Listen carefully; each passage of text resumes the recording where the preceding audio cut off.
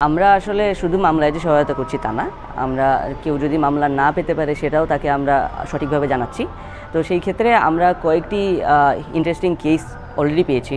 তার মধ্যে আছে যে আমাদের বিশ্ববিদ্যালয়ের ছাত্রদলের বিভিন্ন নেতাকর্মীরা 2009 সাল থেকে শুরু করে 2024 সালে 5ই আগস্ট পর্যন্ত যেসব নির্যাতনের শিকার হয়েছিলেন সেসব বিভিন্ন ঘটনাবলীর বিষয়ে আমরা মামলা করা শুরু করেছি।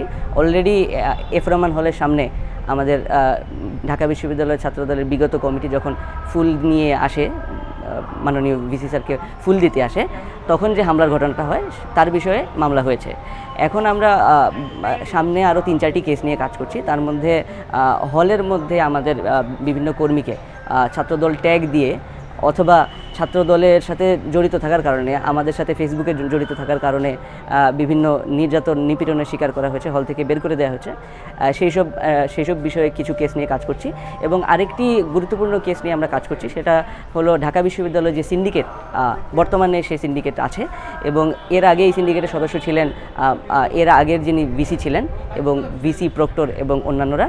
তারা মিলে বিগত 15 জুলাইয়ের ঘটনাকে কেন্দ্র করে 17 জুলাই তারিখে একটা সিন্ডিকেটের সভা ডেকে বা না ডেকেই মানে বিশ্ববিদ্যালয়ের হল বন্ধ করার একটা সিদ্ধান্ত দেন, যার ফলশ্রুতিতে ঢাকা শহরে আশ্রয়হীন হয়ে পড়ে আন্দোলনকারী বিভিন্ন শিক্ষার্থীরা এবং তারা ঢাকা শহরের বিভিন্ন এলাকায় মানে এই আন্দোলনে যোগদান করে আহত হয় এবং মূলত এই হলে তাদের আশ্রয় না থাকার কারণেই কিন্তু এইসব সব কিছু হয়।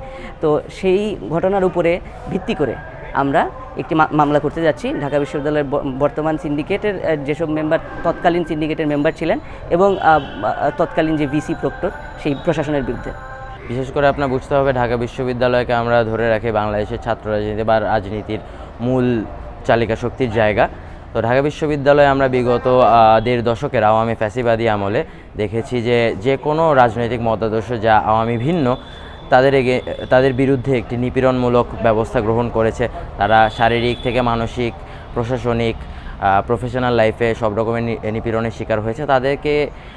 তাদেরকে একটি আইনি সহায়তা দেওয়ার জন্য, তাদের আইনি প্রতিকার লাভের জন্য মূলত এই আইনি সহায়তা সেলটি গঠন করা হয়েছে। এখানে বিশেষভাবে উল্লেখ করার একটা বিষয় আছে যে আমরা ঢালাওভাবে কারো নামে মামলা দিচ্ছি না, মূলত ডকুমেন্টেড যে সকল ঘটনা ঢাকা বিশ্ববিদ্যালয়ে ঘটেছে নিপীড়নের ঘটনা, সেগুলোর উপর ভিত্তি করে ডকুমেন্টেড এভিডেন্সের ভিত্তিতে আমরা সম্পূর্ণ রকম যাচাই বাছাইয়ের পর আমরা একটা মামলার দিকে অগ্রসর হচ্ছি। মামলা বা আইনি প্রতিকার যে কোনো ধরনের, যে কোনো শিক্ষার্থী বা ঢাকা বিশ্ববিদ্যালয়ের যে কোনো চাকরিজীবী যদি আসলে প্রতিকার পেতে চান আমাদের আইনি সহায়তা সেলের মাধ্যমে, সেক্ষেত্রে বাংলাদেশ জাতীয়তাবাদী দলের হেল্পলাইন আছে, বাংলাদেশ জাতীয়তাবাদী ছাত্রদল কেন্দ্রীয় সংসদের ফেসবুক পেজ আছে, অফিসিয়াল ওয়েবসাইট আছে, ফেসবুক পেজ, এবং বাংলাদেশ জাতীয়তাবাদী ছাত্রদল ঢাকা বিশ্ববিদ্যালয়ের শাখার ফেসবুক পেজ আছে। এবং আমাদের কর্মীরা প্রতিনিয়ত ক্যাম্পাসে বিভিন্ন জায়গায় তাদের আসা যাওয়া আছে, তাদের যে কারো মাধ্যমে আমাদের কাছে পৌঁছাতে পারেন, আমরা তাদের ভিজিবিলিটির মধ্যেই আছি।